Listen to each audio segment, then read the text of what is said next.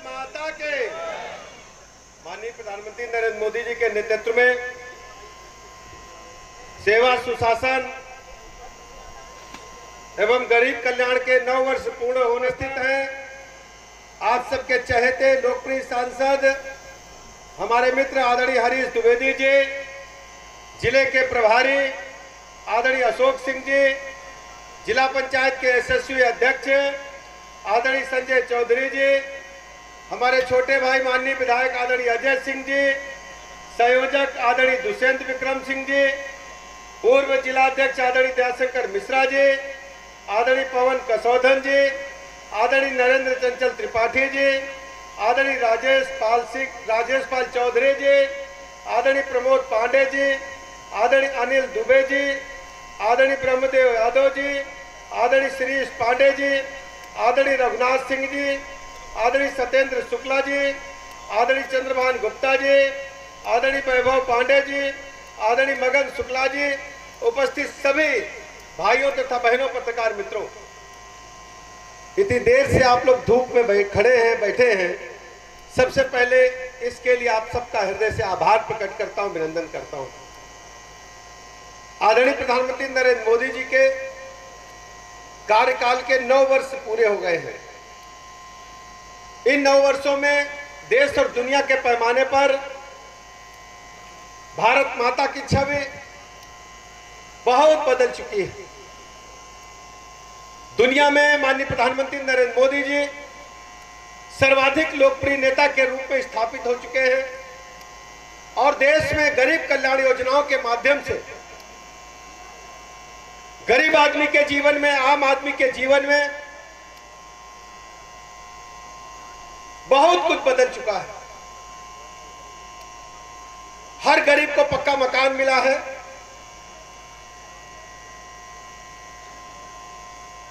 देश के हर नागरिक को शौचालय मिला है। स्वच्छता की बात तो महात्मा गांधी जी ने प्रारंभ की थी, लेकिन कांग्रेस पार्टी ने उनके नाम से शासन तो किया, गांधी नाम भी छीन लिया, लेकिन स्वच्छता के मिशन को पूरा नहीं किया।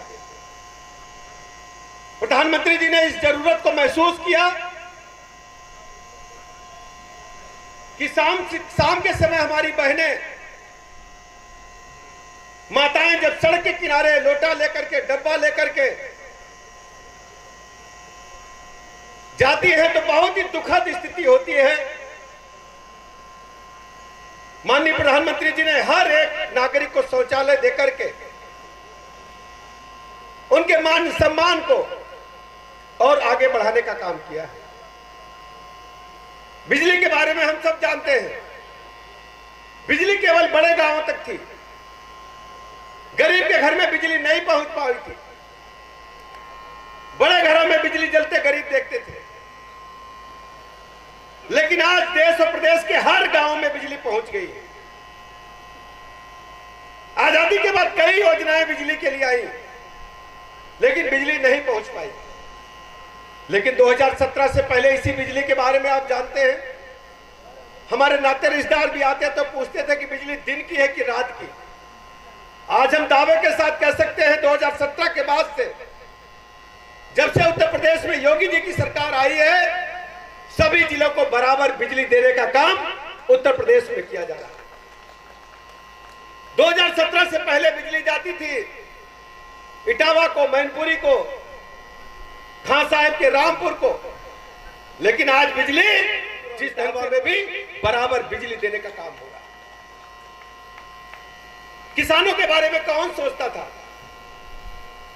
माननीय प्रधानमंत्री जी ने हर किसान को यह वादा किया था कि उनकी आमदनी को हम दुगना करेंगे, उनके जीवन स्तर में बदलाव लाने का काम करेंगे। सभी किसानों के जीवन में बदलाव लाकर लगातार उनके खाते में जा रहा है, बगैर रोक टोक के जा रहा है। पहले कांग्रेस पार्टी के नेता कहते थे दिल्ली से रुपया हम भेजते हैं, लेकिन गांव में जाते जाते 15 पैसे रह जाता है। लेकिन आज डायरेक्ट बेनिफिट ट्रांसफर के माध्यम से एक बटन प्रधानमंत्री मोदी जी दबाते हैं तो पूरा का पूरा 6,000 रुपया आज बस्ती के हर किसान के खाते में जा रहा है। पहले ग्राम प्रधान के बारे में कौन सोचता था?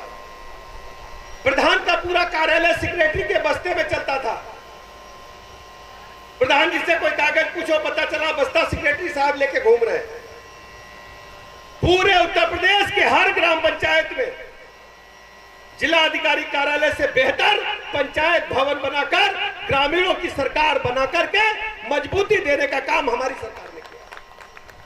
और केवल पंचायत भवन नहीं बनाए, पंचायत भवन में जाकर देखेंगे वहां कंप्यूटर लगा करके ब्रॉडबैंड से जोड़ करके केंद्र प्रदेश की जितनी योजनाएं उनका लाभ आप अपने गांव में ले सकते हैं। तहसील और कचहरी और जिला कचहरी के चक्कर लगाना नहीं पड़ेगा। बेसिक शिक्षा के स्कूल बच्चे जाना नहीं चाहते थे, पढ़ाई छोड़ दिए थे।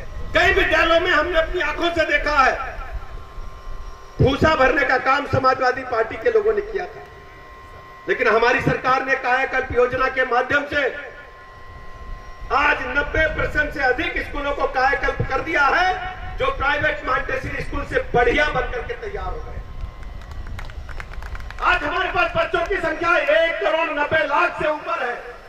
बेसिक शिक्षा में सभी बच्चों को बड़े बड़े ठेकेदार बच्चों के भोजन को सप्लाई करते थे। हमारी माताओं बहनों को स्वयं सहायता समूह बना करके काम माननीय प्रधानमंत्री जी ने किया। लेकिन इलाज के लिए मेडिकल कॉलेज कहां थे? 2017 से पहले मात्र 13 मेडिकल कॉलेज सरकारी क्षेत्र में उत्तर प्रदेश में होते थे। आज हम दावे के साथ कह सकते हैं माननीय प्रधानमंत्री जी ने तय किया कि उत्तर प्रदेश के 75 जिलों में मेडिकल कॉलेज खुलेंगे। आज हमारे पास 65 मेडिकल कॉलेज काम कर रहे हैं। मात्र कुछ जिले बचे हैं, उसमें 2-3 महीने में हम घोषणा करने वाले।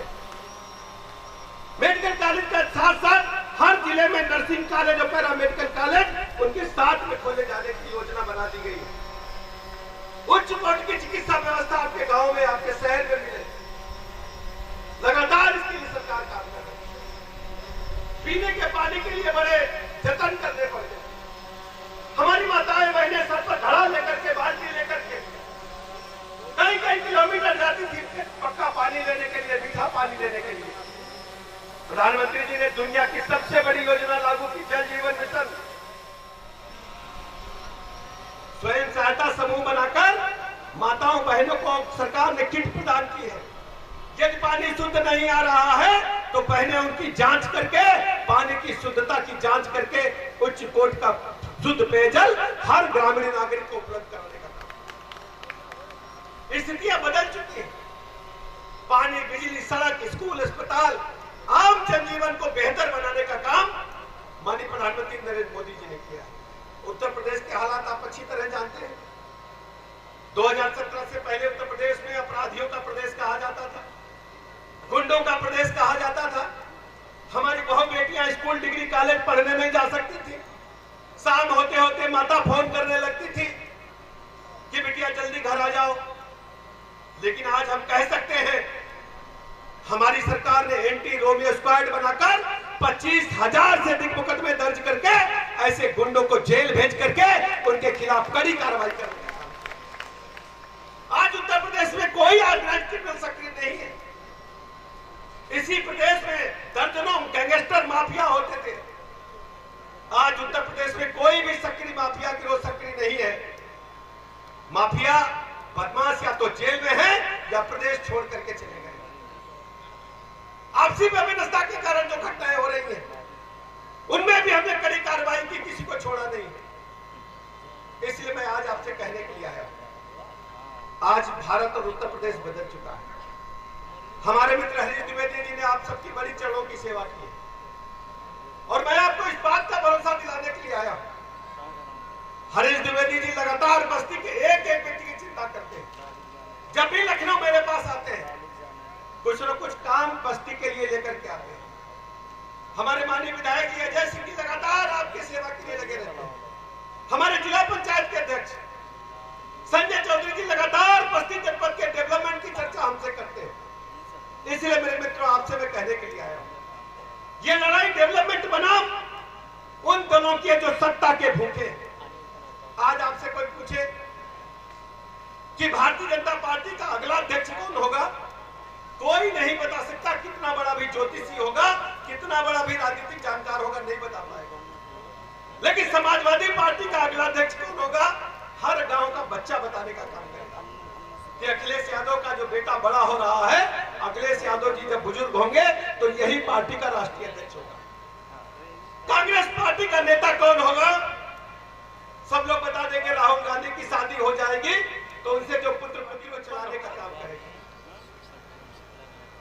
लेकिन भारतीय जनता पार्टी के बारे में कोई नहीं बता सकता। सबसे पीछे बैठा व्यक्ति जिसको कोई नहीं जानता है, वो अपने कार्य के बदौलत, मेहनत के बदौलत इसी भारतीय जनता पार्टी का राष्ट्रीय अध्यक्ष और प्रदेश अध्यक्ष बन सकता है। यह है भारतीय जनता पार्टी। इसलिए मेरे मित्रों आपसे मैं कहने के लिए आया, भारतीय जनता पार्टी आपकी पार्टी है। माननीय मोदी जी ने देश दुनिया के पैमाने पर भारत की छवि को बदलने का काम किया है। अभी मोदी जी दुनिया के दौरे की लोकप्रियता को देख करके मन करता है कि इनका ऑटोग्राफ लेकर के रख लूं।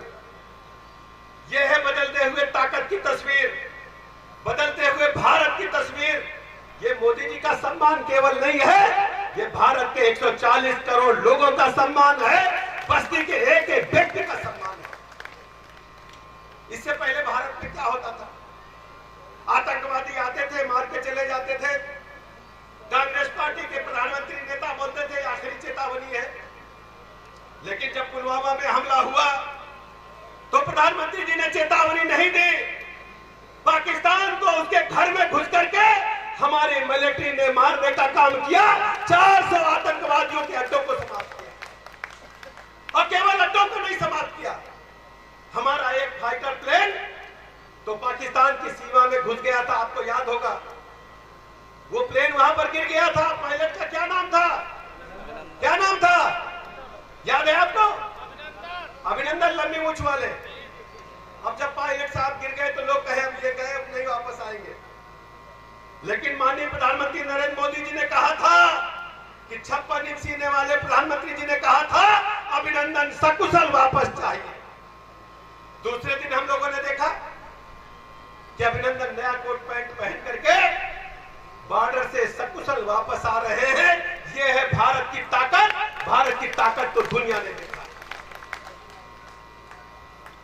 अभी आपने देखा रूस यूक्रेन का युद्ध चल रहा है।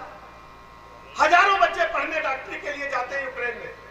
बच्चे फंसे थे, लड़ाई चलते चलते इतना समय बीत गया। प्रधानमंत्री जी ने रूस के राष्ट्रपति से बात की, यूक्रेन से बात की। भारत का तिरंगा लेकर के जो भी बच्चे निकले, एक गोली भी नहीं चली। हमारा एक एक बच्चा सकुशल अपने देश में वापस गया। सूडान में आंतरिक युद्ध चल रहा है, वहां भी हमारी सेना एक एक भारत के नागरिक को, उत्तर प्रदेश के नागरिक को सकुशल भारत रहे।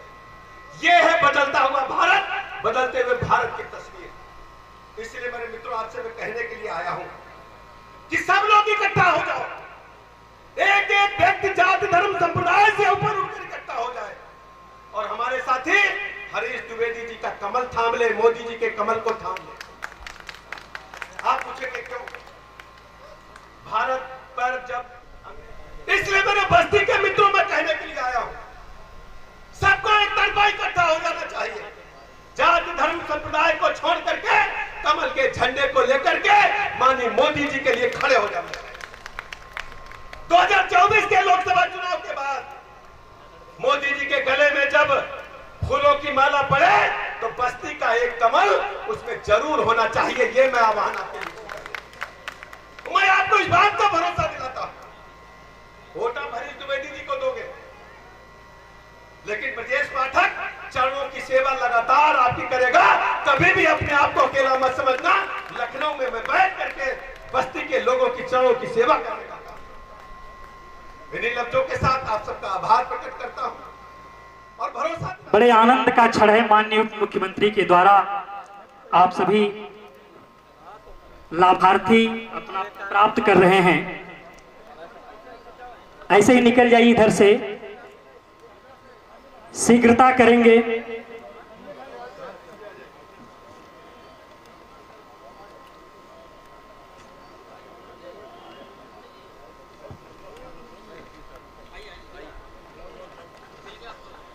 आ जाइए, आ जाइए, नीचे चाहिए। प्रधानमंत्री आवास और मुख्यमंत्री आवास के जिन लाभार्थियों का नाम हमने लिया है वे मंच पर आते जाएंगे।